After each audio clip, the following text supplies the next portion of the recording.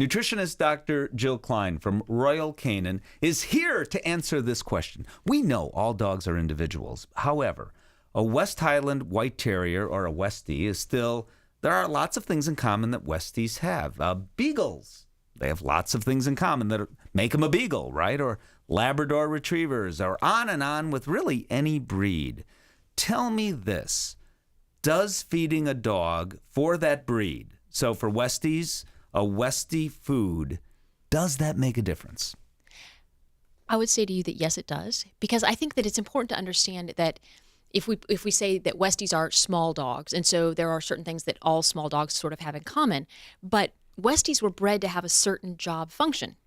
And because of that job function, there are nutritional idiosyncrasies that are a byproduct of the breeding to make them West Highland White Terriers. So we need to feed them differently than we would just a general small dog. Same with Beagles or Labradors.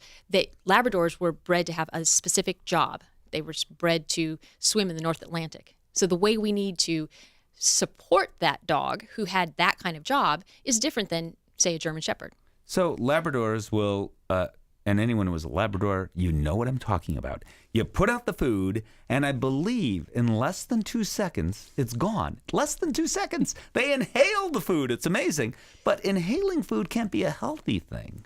It's not a healthy thing for a couple of reasons. It's not healthy because we know that Labrador Retrievers, as a deep-chested big dog, has a higher risk for bloat than some of the other breeds. So we want to extend the length of their meal because that's one of the risk factors that's been identified is eating too fast. And bloat can be very serious. In fact, it could be fatal. Yes. So you don't want that to happen. Correct. And that's where there's a torsion or inversion of the stomach. Thank you. So yes. The stomach sort of flips over. And that's not good.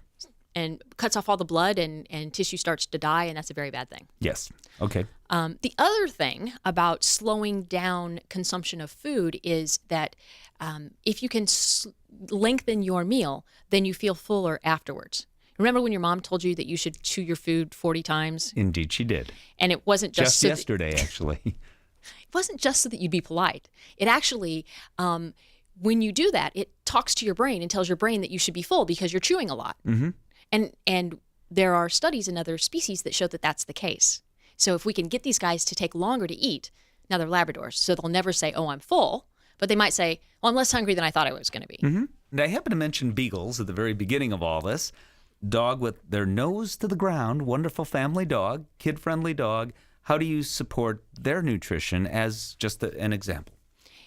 So what's interesting about Beagles is, from a size point of view, they're actually medium-sized dogs because they're usually over 25 pounds, but they have a lot of little dog issues. So they tend to have a lot of dental issues. Mm-hmm. And if you speak to veterinarians, they often say that Beagles will have little dog mouths with lots of tartar buildup, probably because they eat gross things. There's that, yes. The other thing about Beagles is that they tend to have their arthritis in a different part of their body. So they tend to have shoulder issues and upper spine issues, so around the neck more so. So we need to support them with glucosamine and chondroitin sulfate, but for a different body part. So a whole lot of science goes into it. And the bottom line is, where we began all of this, does it matter that you choose a diet specific to your breed? Your answer is absolutely yes. It is.